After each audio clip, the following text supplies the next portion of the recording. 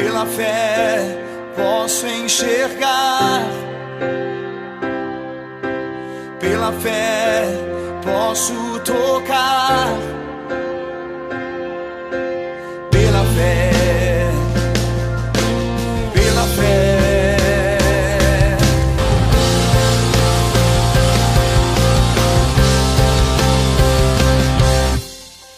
O programa Restaurando Vidas começa agora. Que a paz do nosso Senhor Jesus seja liberada sobre a sua vida e sobre toda a sua família.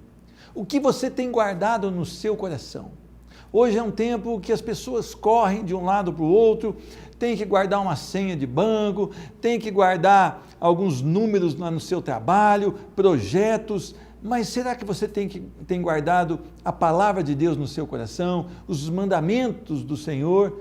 É preciso você tomar uma decisão real por Cristo Jesus. A palavra de Deus em Neemias capítulo 1, versículo 5 diz: Ah, Senhor, Deus dos céus, Deus grande e temível, que guarda a aliança e a misericórdia para com aqueles que te amam e guardam os teus mandamentos.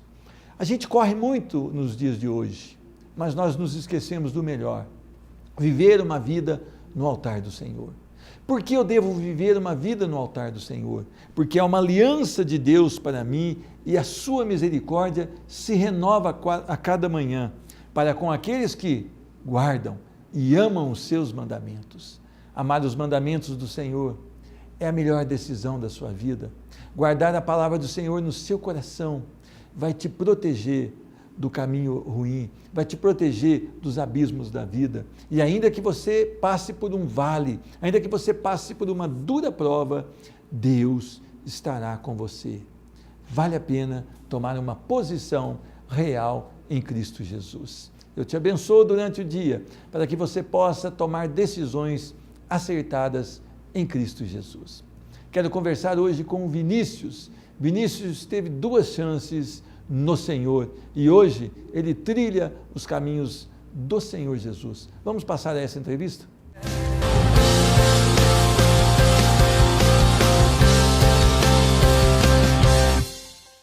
Recebo no programa Restaurando Vidas hoje o meu irmão em Cristo, Vinícius Xavier da Costa. A paz do Senhor Jesus, seja muito bem-vindo. A paz do Senhor, pastor Pedro, para mim é uma honra poder estar aqui com o Senhor. Amém. Meu irmão Vinícius, você tem trabalhado hoje no ramo da fotografia. Exatamente, tenho regressado para o primeiro ofício meu, que foi mexer com foto, né? Eu entrei lá como office boy, passei para venda e depois aprendi a outra arte, que é o Photoshop, a qual eu exerço hoje. E você começou a desenvolver isso por curiosidade, um desejo de crescer, um desejo de aprender? Foi sim, desde pequeno, sempre fui um trabalhador, procurava sempre crescer, independente da área que eu estivesse. E ali, por curiosidade, eu via o filho do meu patrão mexendo, modificando as fotos, e um dia eu pedi para ele deixar eu sentar naquela cadeira para aprender, e é o qual eu estou até hoje. Olha que maravilha. E é interessante a sua história de vida também, porque a primeira que se converteu na sua casa foi sua mãe. Foi minha mãe. Por que ela viu essa necessidade de buscar Deus? A minha mãe também foi uma guerreira, uma exemplar para nós dentro de casa, não tenho nada de reclamar dela. Ela disse uma vez, conversando com ela na mesa, que ela foi ensinar o caminho para mim e para os meus irmãos, indo na igreja, e ela passou a se converter. Hoje eu vejo que algumas mães, alguns pais, até eles sabem que na igreja se aprende mesmo valores, princípios bíblicos, e esses princípios vão trazer bênção para os filhos. Mas eles não querem, né, levar os filhos, ou alguns levam à porta e ali já viram o carro e os deixam ali. A sua mãe, ela fez o que a palavra diz lá em Provérbios: andar no caminho, andar junto com o filho no caminho do Senhor. Exatamente, ela ensinou o caminho para nós, para que nós, quando crescêssemos, não viesse a desviar do caminho do Senhor. E um dia eu indagando com Deus a questão desse versículo, porque isso não aconteceu comigo, eu fui e acabei me desviando. Só que Deus, ele fala que ele ensina o caminho, só que a gente vai ter a opinião de poder escolher se seguir ele ou não. E eu tomei a decisão errada. Você, com quantos anos então você começou a ir para a igreja? Desde pequeno, né? Da minha infância, dos que eu me lembro memoriamente, dos 6 anos em diante, isso. Então você ia na escola bíblica, ia nos cultos, Ia frequente. Passava ali nas vigílias de oração. E eu lembro até hoje. Lendo a palavra, Exatamente. fazendo os teatros ali da igreja. Isso. E na sua adolescência, você se manteve firme nos caminhos do Senhor? Até um certo ponto. E é engraçado que dentro da própria igreja a gente tem as más influências, o joio e o trigo. E isso concretizou na minha vida. Uma certa feita, eu era ainda, como se diz, na aba da minha mãe. E uma vez eu ouvi 2 jovens conversando que após o culto eles iam para uma balada, para uma noitada. E a partir daquele momento que eu ouvi aquilo ali, me despertou um desejo de conhecer as noitadas, as baladas. Quantos anos você tinha aí? Eu tinha aproximadamente 17 para 18 anos. 17 para 18 anos. Então, você nunca tinha experimentado isso? Nunca. Nunca tinha saído do Não. cuidado da sua mãe, nunca tinha desrespeitado.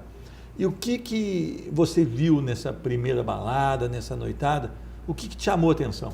A princípio era tudo maravilha, né? Tinha bebidas, tinha mulheres e o inimigo ele veio com uma forma astuta, armando a cilada para mim, né? Fez com que eu sentisse prazer por tudo aquilo, aquele prazer momentâneo. Só que aquilo foi efêmero e veio as mazelas, né? As dores, porque eu comecei a ficar dependente de tudo aquilo ali. Comecei cada vez mais a me afastar do Evangelho do Senhor. Agora você começou a experimentar a bebida, experimentar o cigarro. E a Bíblia diz que um abismo chama outro abismo. Exatamente. Você foi até onde? Eu fui até o fundo do poço. Quando eu fui experimentando, Deus levantou aí essa guerreira, minha esposa, que não era nem crente ainda, porque o papel que ela fez de estar do meu lado, me ajudando, eu creio que talvez nenhuma moça que julga ser crente hoje iria fazer o papel que ela fez. Então hoje também Deus deu a volta por cima, ela está firme, mas ela foi fundamental na minha transformação, na minha recuperação. Você a conheceu lá no fundo do poço? Eu conheci, uma vez eu fiz uma pergunta para ela, falei, o que você viu em mim quando você começou a gostar de mim? Porque foi a época que eu estava descabelado, estava doidão, né? Estava zoado no mundão. E não tem, nem explicava. Tem uma música que eu fiz para ela que chama Amor Sincero, que lá eu falo que eu tenho a plena certeza que foi o plano de Deus. Amém. Então você chega no fundo do poço, começa a namorar ela? Isso. E depois como é que você fez para notar que você estava indo para uma terrível desgraça? Exatamente. Quando eu comecei a namorar ela foi quando começou a guerra da minha luta contra os vícios, porque eu já via que eu já estava prejudicando não só a mim, mas ela, meus familiares, e a vida foi seguindo. A gente chegou a um tempo que eu dei uma estabilizada, né? Aí depois comecei a usar de novo, porque eu não estava verdadeiramente liberto, e ela ali firme, sempre acreditando. Você foi para uma primeira internação? Tive sim, numa casa de recuperação. Quanto tempo você ficou? Eu fiquei 3 meses. 3 meses? 3 meses. O certo era ficar pelo menos 8 ou 9. 8 a 9 meses. Com 3 meses você não quis mais ficar? Não, achei que já estava bom, já tinha Voltou para a igreja. Voltei. Começou a caminhar, foi legal. Isso. Conseguiu manter ali por quanto tempo? Mantive, foi muito pouco tempo, coisa de 6, 8 meses. Como é que você tomou a decisão de novo de experimentar a droga novamente? Olha, quando a gente não afasta do mundo, tem um versículo que eu gosto muito, 1 Coríntios 15, 33, que fala que as más conversações corrompem os bons costumes. Então, eu estava acostumado com o jeito. E eu comecei a me interagir com outras pessoas que tinham outros costumes. E isso foi apregoando, isso foi me prejudicando, até eu chegar a um certo ponto de fazer o que eu fazia primeiramente. Hoje, no meio da igreja, que é o meio que as pessoas falam, não tem problema nenhum, também tem esse tipo de problema. Muitas vezes você começa a dar ouvido a essas pessoas que estão ali disfarçadas de cristãos. E essas conversações, elas começam a mudar o seu modo de ação. Exatamente. Aí você fala assim, não, eu que vou evangelizá-los, né? Mas acontece que eles que começam a colocar nas pessoas os costumes de novo da droga, né? Isso. Então nós devemos tomar um tempo. Você que faz parte de alguma igreja, que fala assim, não, eu posso ir em tais festas porque eu estou revestido da couraça. Toma muito cuidado, que a palavra de Deus diz, aquele que pensa estar em pé, cuide para que não caia. Então muitas vezes você está achando que você está imune. Toma cuidado, a queda está próxima. E eu queria falar para você, Vinícius, você então, mais uma vez então, se degrada nas drogas. Isso. Chega ao exatamente. fundo do poço novamente? Cheguei ao fundo do poço. E como é que foi o teu relacionamento? Porque você já estava namorando ou já estava casado? Já tinha casado, né? Já tinha casado? Já tinha Casado, quanto já tempo tinha de uma casado? filha. A gente já estava ali para 3,5, 4 anos já de casado. Agora, você chegava a olhar para sua filhinha e falar, por que eu estou fazendo isso? Olhava, só que não tinha força de poder resistir. A tentação é algo tão forte ao ponto de você fazer aquilo que você não quer. Por isso que o apóstolo Paulo fala, o bem que eu quero fazer, esse eu não faço. E o mal que eu não quero, esse eu faço. Aquilo eu estava vivendo explicitamente na minha vida. Agora, você sabia que precisava sair disso. Claro. E a sua esposa deve ter sofrido muito. Muito. Muito. Sua Muito. filha é muito nova, não percebeu talvez? Mas atingiu um pouco. Atingiu também. Emocionalmente. Né? Por que você chegou então ao desejo de se internar novamente? É engraçado, mas a promessa de Deus. Eu me lembrei de um dia que Deus tinha prometido algo grandioso, além da salvação para mim. Antes da salvação, aqui na terra, eu desfrutar do melhor dele. E ele falou que eu iria fazer, que eu ia pregar o evangelho dele para os 4 cantos do mundo, que eu ia ser um pescador de alma.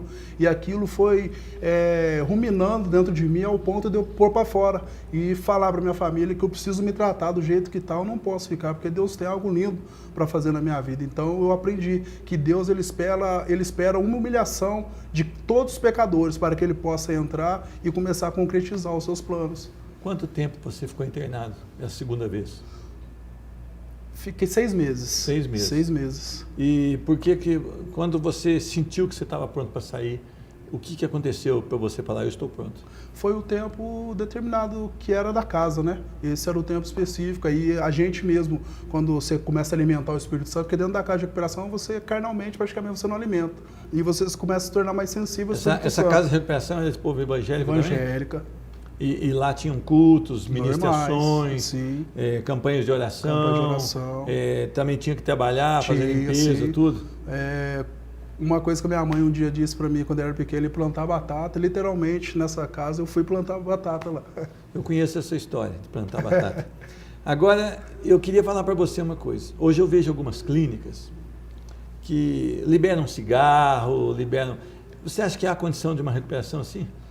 Olha, as clínicas filantrópicas, eu acho que dificilmente, porque não vai ter uma base, um sustento eficaz na vida deles, porque depende um pouco do governo e espiritualmente, ou seja, se tiver um apoio governamental, isso vai ter uma ajuda também, psicólogo para poder arcar, né, ter assistência social e a área espiritual também que entra de alguma igreja. Só que o cigarro é algo que atinge o templo, que é o Espírito Santo de Deus. Então eu acho que recuperação para quem fuma, infelizmente, é pecado contra o Espírito Santo, porque você é morada. Eu também, quando comecei a engrenar na vida do vício, o cigarro até então era normal, só que eu pude ver que aquilo me prejudica. O pulmão, se você for olhar o seu pulmão, vai estar todo danificado. Então, tudo o que prejudica o Espírito, a morada do Espírito Santo, que é você, isso passa a ser pecado.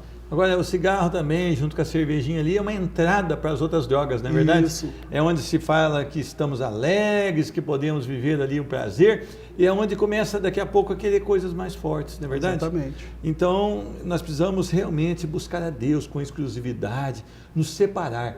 Ser santo não significa não ter nenhum pecado. Ser santo significa ser separado. O mundo já não é mais o meu prazer é servir ao Senhor. Então você agora sai. É interessante que as pessoas falam assim, voltou, esse não tem credibilidade, esse nunca vai dar certo. Você encontrou pessoas falando assim ou não? Bastante, bastante. Porque você já tinha reincidência, né? Isso. Aí, para as pessoas que não professam a mesma fé que a gente, se torna impossível. Só que eu vejo um versículo lindo na Bíblia que fala que para Deus nada é impossível. Então eu prefiro acreditar no que Deus fala do que o que as pessoas incrédulas falam. Agora, a sua volta foi difícil. Foi difícil. Porque você encontrou uma resistência até mesmo dentro da igreja. Sim. Você teve que passar por uma quarentena. Isso. O pastor foi cuidando de você, até você voltar a ter credibilidade pelo seu testemunho. Exatamente. Como é que está hoje a sua vida dentro da casa do Senhor? Eu creio que até hoje ainda as rédeas estão um pouco segurando. O meu pastor, que é um homem de Deus, sábio, devagarzinho ele está soltando, porque ele sabe que o inimigo investe com aquele que Deus vai usar para tirar vidas de lá. Não foi em vão a minha passada por esse abismo, por esse lado obscuro, porque eu sei exatamente uma pessoa que está drogada, uma pessoa que está presa, porque eu já passei por tudo. Então o inimigo ele vai investir nessas pessoas, aquelas que querem fazer a vontade de Deus, que é o que eu estou lutando para fazer hoje. Agora as pessoas também, eles têm um ditado: pau que nasce torto, morre torto. Um cara que foi para o crack, ele não vai ter recuperação. Um cara que foi preso, que foi um criminoso, não tem uma recuperação. Como é que você crê? Eu creio, esse é um ditado popular, criado pelos homens, né? Mas eu creio naquele versículo que fala assim: eu tudo posso naquele que me fortalece. Quem me fortalece hoje é Jesus, porque de mim mesmo eu jamais teria forças para sair do crack. Mas a partir do momento que eu clamei a Jesus, hoje eu estou aqui de pé, sem hipocrisia nenhuma, testificando que vale a pena a gente servir a Jesus, buscar Jesus e o principal, ter a humildade. A partir do momento que a gente tem a humildade, Deus começa a trabalhar e coisas impossíveis começam a acontecer nas nossas vidas. Amém. Um recado para essa mãe que está desesperada, para esse pai que está desesperado, mesmo para essa pessoa que está no vício e está desesperado. Um recado, um breve recado. Um recado é o seguinte, para as mães, um versículo da Bíblia que fala que pode a mãe se esquecer de um filho, mas Deus jamais esquece. A minha mãe, uma vez, ela estava prestes a me colocar para fora de casa, eu estava sentindo isso, porque ela já não estava aguentando, mas estava fadada a enlouquecer. Só que Deus, pela sua misericórdia, um dia antes dela tomar essa atitude, Deus falou com ela no culto. De lá em Reis, daquela mãe que perdeu os seus 3 filhos, e ela ficou ali com eles para que as aves do céu não comessem os seus filhos, ou seja, ela ficou até a morte com seus filhos lutando. E a minha mãe teve um encorajamento e falou: jamais eu vou desistir do meu filho. Ela bateu no peito e ela prostrou de joelhos, né? Tem aquele ditado que fala que a pessoa que tem o pé virado para trás, que é de joelhos, essa alcança vitória, misericórdia e graça de Deus. E pela minha mãe não ter desistido de mim, da minha esposa, e espelhando na minha filha, hoje eu estou aqui também. Então você não desista do seu filho, do seu marido, do seu sobrinho, um ente querido seu, porque Deus é aquele que faz o impossível acontecer. E para você que está no fundo do poço, que acha impossível você sair dessa situação, eu convido a você, neste momento mesmo, se você estiver assistindo, a entrar no seu aposento, no seu quarto e falar com Jesus. Eu creio naquela palavra que o Vinícius falou através da televisão, Pai, assim que o Senhor fez na vida dele, que o Senhor pode fazer na minha, faça na minha também. Eu creio em nome de Jesus que Ele vai entrar na sua vida, se você abrir o seu coração verdadeiramente, e coisas novas vão acontecer. Você vai ter uma força, um revigoramento, um avivamento para você vencer as provações, para você derrubar muralhas que você nunca teve, porque o Espírito Santo de Deus nos capacita para fazer isso. Amém.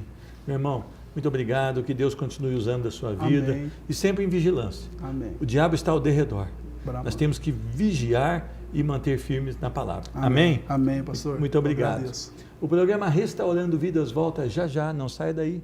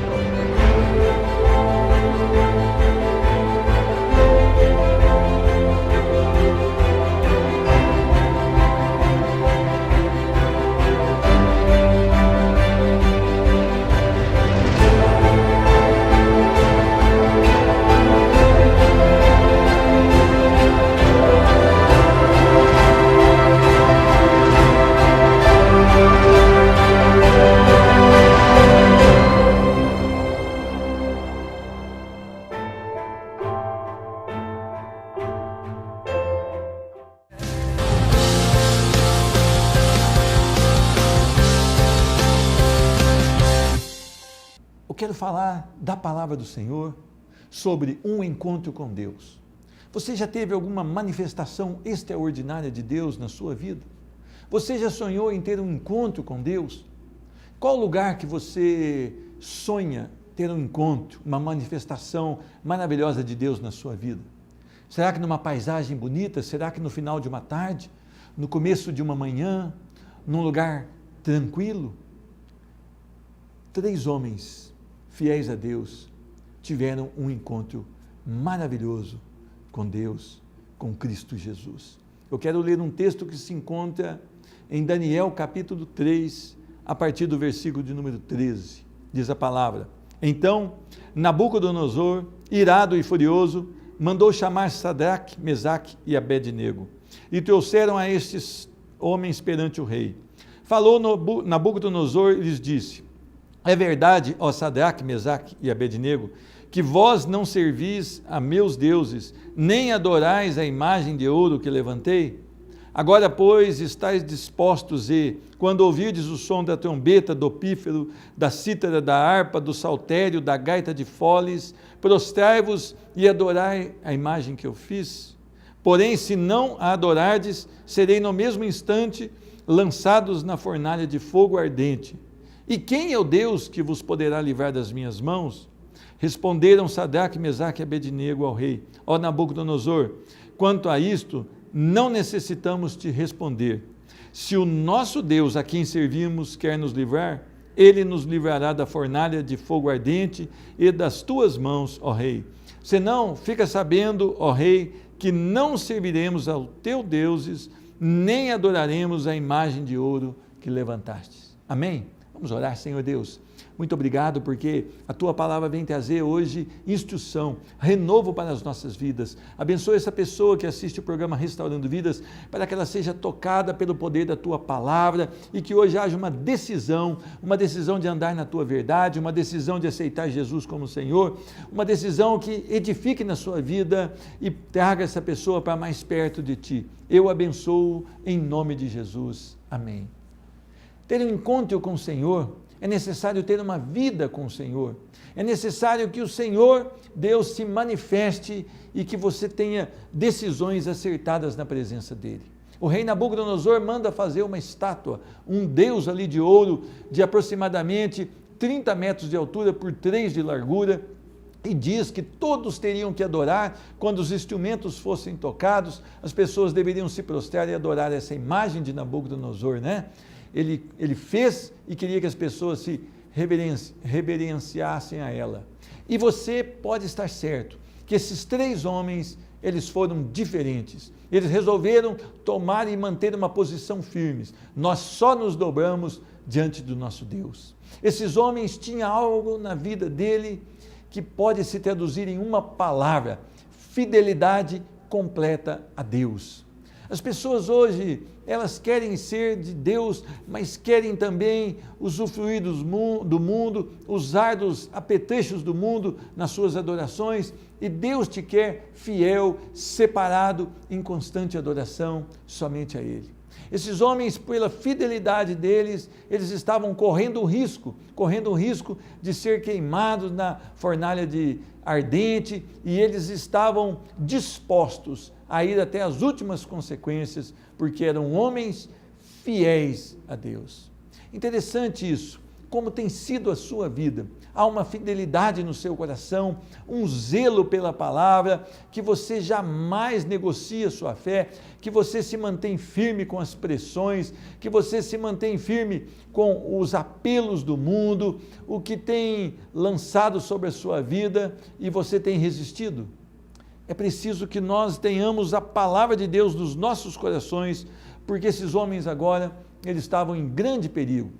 Eles foram levados à presença do rei. O rei tinha poder aqui nessa terra para mandar decapitar a sua cabeça, para mandar jogar na fornalha de fogo ardente. Ele tinha poder, mas interessante, a fidelidade desses homens levou eles a tomarem mais uma atitude nobre.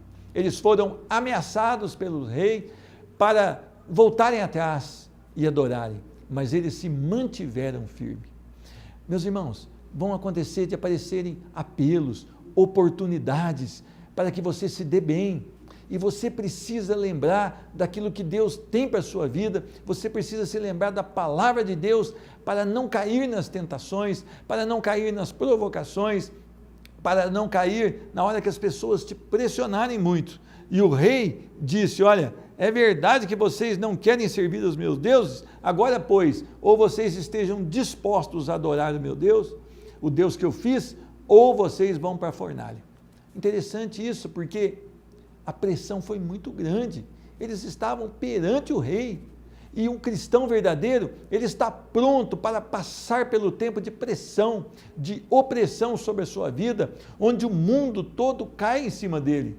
Muitas vezes no seu trabalho, há uma pressão para que você faça uma nota de menor valor, para que você desvie uma quantidade de dinheiro, ou para que você roube do tempo ali do seu patrão, e você precisa lembrar das suas origens, da palavra de Deus, para que você mantenha firme. Um homem nascido de novo, um homem que tem Jesus no coração, ele não aceita propostas que estão contrárias à palavra de Deus. E as pressões são vencidas na força do Senhor. Há mais uma coisa aqui. Estes homens, então, eles deram uma resposta ousada para o rei. Se o nosso Deus, a quem nós servimos, quiser nos livrar, ele nos livra. Se não, fica sabendo, ó rei, que não adoraremos. Esses homens tinham uma confiança inabalável no poder de Deus, na direção de Deus, e eles estavam dispostos a morrer para manter firme o Evangelho, a vida, a palavra sobre as suas vidas. Eu quero falar para você uma coisa. Você está pronto para morrer pela palavra de Deus? Será que nós estamos prontos a chegar ao final pela palavra de Deus? Estes homens, eles disseram, eu confio no Deus a quem eu sirvo. Eu confio no meu Deus e Ele me basta. Ele me satisfaz. Ele é a minha força. Ele é a minha fortaleza. Nada pode me deter quando eu estou em Cristo Jesus, quando eu sirvo a Deus com todo o meu coração. Essa foi a resposta que eles deram. Nada pode nos deter de adorar, de viver e de ser fiel ao Deus maravilhoso. Qual tem sido a sua decisão? Interessante que o encontro com Deus não foi num local bonito. Eles foram lançados na fornalha de fogo ardente e esse fogo foi elevado 7 vezes mais, foi colocado mais combustível, mais lenha ali, para que ele realmente tivesse maior calor. Olha aqui diz, então o rei Nabucodonosor se espantou e se levantou depressa e disse aos seus conselheiros, não lançamos nós 3 homens dentro do fogo? Responderam ao rei, é verdade, ó rei. Tornou ele e disse, eu porém vejo 4 homens soltos que andam passeando dentro do fogo sem nenhum dano e o aspecto do quarto é semelhante a um filho de deuses. Eles estavam na fornalha, os guardas que foram lançar morreram, mas eles foram salvos e o encontro foi dentro da fornalha. Eu não sei se você está passando uma situação difícil, eu não sei se você está passando por um vale, mas se você for fiel a Deus, Deus vai caminhar com você nesse vale, Deus vai caminhar com você nesse momento difícil, porque Ele te ama e o seu encontro vai ser agora, vai ser nesse tempo, porque Ele é maravilhoso e Ele responde às orações. Eu te abençoo orando, Senhor Deus, abençoa essa pessoa que assiste o programa Restaurando Vidas, para que ela seja tocada pelo poder do Teu amor e que as esperanças e a confiança estejam somente em Ti. No nome de Jesus é que eu oro. Amém. Que Deus te abençoe e que você possa estar firme, convicto de que Deus não te abandona e Cristo Jesus está com você se você permanecer firme, se você realmente o amar a ponto de entregar toda a sua vida a Ele. Que Deus te abençoe e a paz do Senhor Jesus. Pela fé posso enxergar, pela fé posso tocar.